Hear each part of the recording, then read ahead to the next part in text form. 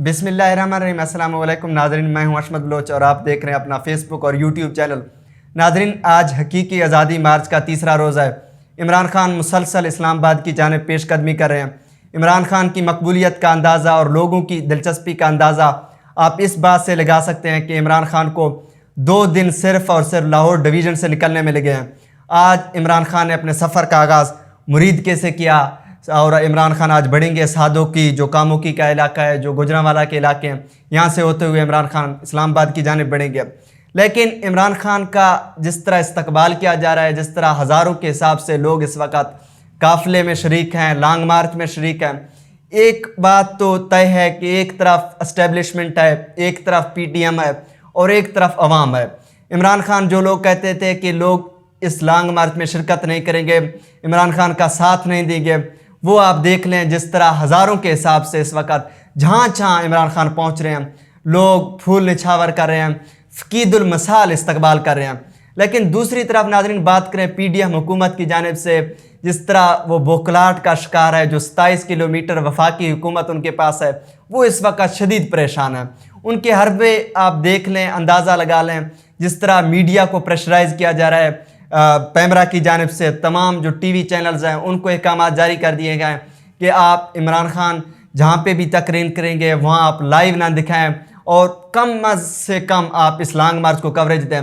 जो beat reporter हैं जो इमरान खान के साथ सफ़र कर रहे हैं, उनको भी ये अहकामात इस वक्त जो TV चैनल्स हैं, जो उनके हेड ऑफिस हैं, उनकी तरफ से ये अहकामात जारी हो गए कि आप इस लॉन्ग मार्च को कम से कम कवरेज दें ताकि लोग इस मुतवज्जे ज़्यादा ना हों, इस लॉन्ग मार्च में शिरकत ना करें। लेकिन उनको अंदाज़ा नहीं है जिस तरह सोशल मीडिया में इमरान खान का इस वक्त बयानिया चल रहा है, लोग जिस तरह सपोर्ट कर रहे हैं, जो तरीक़ेकार अपनाए गए थे, फैसल वाडा को लेके आए थे मुकदरल के इमरान खान के पीठ पर छुरा घोंपने के लिए, वो भी उनका स्क्रिप्ट फ्लॉप हो गया। और उसके बाद DGI-SI भी प्रेस कॉन्फ्रेंस करने पहुँचे थे, DGI-SPR भी पहुँचे थे, उनने वहाँ पर काफ़ी ज़्यादा इंकशाफात भी किए।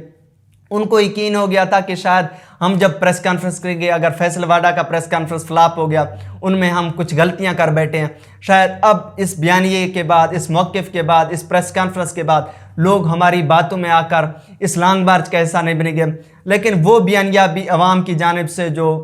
लोग हैं इस वक्त, उनने इसको मुस्तरद कर दिया। अब ज़्यादा से ज़्यादा लोग इस वक्त लॉन्ग मार्च में शिरकत कर रहे हैं। आप अंदाज़ा लगाएं, जब कश्मीर से काफ़िले आएंगे, जब KPK से काफ़िले आएंगे, जब सिंध से काफ़िले इस लॉन्ग मार्च में शरीक होंगे, जब दीगर इलाकों से काफ़िले इस्लामाबाद की जानिब बढ़ेंगे, तो आप अंदाज़ा लगा सकते हैं कि हज़ारों की बजाय लाखों में लोग एक ही वक्त में इस्लामाबाद में जब दाखिल होंगे। तो वफाकी हुकूमत की जानिब से जो इस वक्त तैयारियाँ हैं वो तो भरपूर तरीके से कर रहे हैं। एक तो मीडिया चैनल्स को इस वक्त प्रेशराइज किया जा रहा है कि आप इस लॉन्ग मार्च को कवरेज न दें, और उसके बाद नाजरीन इस्लामाबाद के जितने भी रास्ते हैं उनको बंद किया गया है, कंटेनर लगाकर। इस्लामाबाद इस वक्त कंटेनर सिटी बना हुआ है। आप जो रेड जोन का इलाका है वो पहले से सील किया हुआ था। जो नादरा चौक से अगर आप जाते हैं रेड जोन की जानिब से, या सरीना चौक से, या मेरिट की जानिब आप अगर रेड जोन जाना चाहें तो आप नहीं जा सकते। और उसके साथ साथ इस्लामाबाद के मुख्तलिफ जो एंट्री पॉइंट है उनको बंद किया जा रहा है। और सबसे ज़्यादा नाजरीन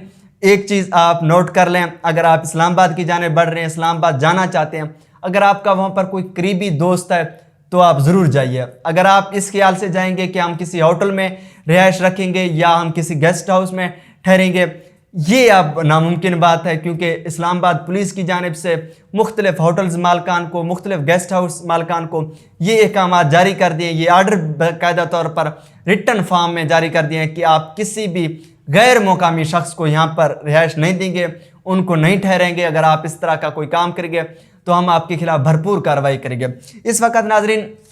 एक तो मीडिया को प्रेशराइज, उसके बाद होटल मालकान है, जो गेस्ट हाउस हैं, उनको बंद किया जा रहा है। और उसके साथ साथ नाजरीन एक और ड्रामा इस वक्त जो वफाकी हुकूमत की जानिब से कल रचाया गया, जिसमें कहा गया कि हमारे दरवाजे मुज़ाकरात के लिए खुले हैं, हम इमरान खान के साथ मुज़ाकरात करना चाहते हैं, हम हमेशा मुज़ाकरात का जो अमल है, टेबल टॉक है, उस पर यकीन रखते हैं। एक कमेटी है जिसको राना सनौला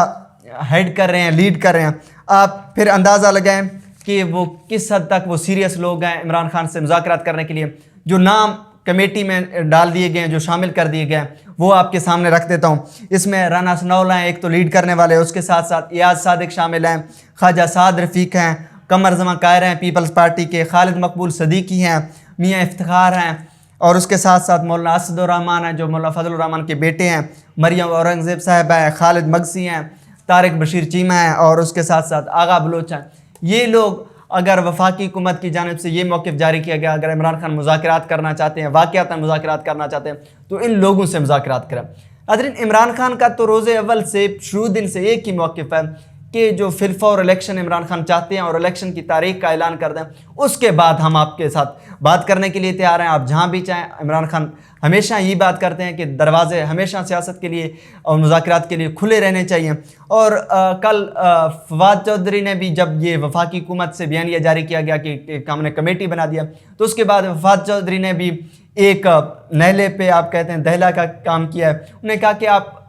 فی الفور الیکشن کا جو الیکشن کی تاریخ کا وہ اعلان کر دیں، اس کے بعد ہم سوچیں گے، پھر ہم بیٹھیں گے آپ کے ساتھ مذاکرات کرنے کے لیے، لیکن پہلے الیکشن کا ڈیٹ اناؤنس کر دیں۔ عمران خان اس وقت کسی بھی صورت پیچھے ہٹنے کو تیار نہیں ہے، ایک ہی ڈیمانڈ لے کر چل رہے ہیں اسلام آباد کی جانب۔ عمران خان نے پہلے بھی کہا جو ایوان صدر میں جو بات کہہ کر میں آرمی چیف سے آیا ہوں، جو مقدر حلقوں کو بات کر کے ہیں، اگر آپ مذاکرات کرنا چاہیں وہاں سے ہی مذاکرات شروع کر دیں، میرے تو ڈیمانڈ واضح ہیں، میں ایک ہی بات چاہ رہا ہوں کہ الیکشن ڈیٹ، جس طرح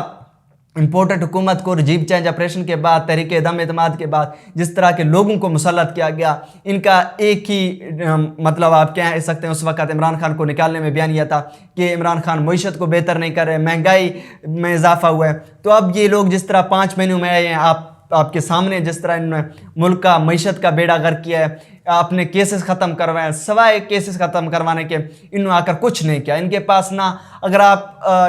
کسی کا سوچ ہے، کسی کا یہ موقف ہے کہ شاید یہ حکومت کچھ ملک کی بہتری کے حوالے سے کام کرے، تو یہ صرف اور صرف خام خیالی ہے۔ اور اس کے ساتھ ساتھ ناظرین میں کچھ اور چیزیں آپ کے سامنے رکھ دیتا ہوں۔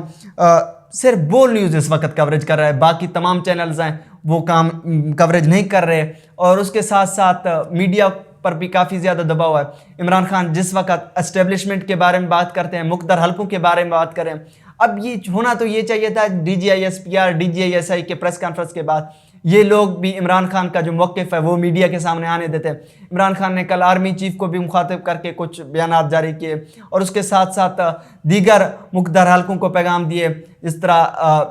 آئی ایس آئی کی جانب سے، D G I S P R کی جانب سے عمران خان پر الزامات لگائے کہ ارشد شریف قتل کیس کے حوالے سے۔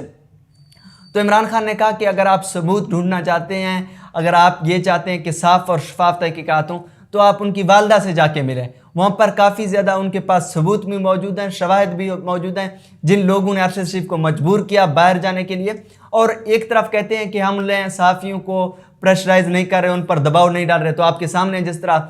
اے آر وائی کے چودھری غلام حسین کو 75 سال کے بزرگ صحافی کو گرفتار کیا گیا ایف آئی اے کی جانب سے، اور اس کے ساتھ ساتھ پاکستان کے اس وقت سینئر صحافی معید پیرزادہ بھی ملک چھوڑنے میں مجبور ہو گئے، انہوں نے پاکستان چھوڑ دیا ہے۔ سیکورٹی رسک ہیں کافی زیادہ۔ ایک طرف میں نے پہلے بھی ذکر کیا اسٹیبلشمنٹ ہے اور پی ڈی ایم حکومت ہے جو 13 جماعتوں کا الحاق ہے وہ ہے، اور ایک طرف عوامی مقبولیت لے کر عمران خان چل رہے ہیں۔ اب مذاکرات عمران خان کے مطابق بھی ان کے مذاکرات کے دروازے کھل رہے ہیں، وفاقی حکومت کی جانب سے بھی دروازے کھلے ہیں، لیکن جو اس وقت لوگ کہہ رہے ہیں ان کا کہنا ہے کہ یہ صرف وقت کا ضیاع کرنا چاہ رہے ہیں، کارکنان کو منتشر کرنا چاہتے ہیں۔ عمران خان 4 نومبر کو جس طرح اسلام آباد پہنچ گئے، عمران خان تو یہ سوچ اس نظریے کے تحت پہنچ رہے ہیں کہ لاکھوں کا مجمع ہوگا، کے پی کے سے قافلے ہوں گے، پنجاب سے قافلے آئیں گے، اور اس کے ساتھ ساتھ کشمیر سے بھی قافلے داخل ہوں گے۔ جب تینوں اطراف سے قافلے داخل ہوں گے تو وفاقی حکومت کے پاس ایک ہی آپشن ہے کہ وہ استعفے دیں اور گھر چلے جائیں اور الیکشن کا اعلان کر دیں۔ اب ناظرین آج تیسرا روز ہے لانگ مارچ کا، اب دیکھنا یہ ہے کہ عمران خان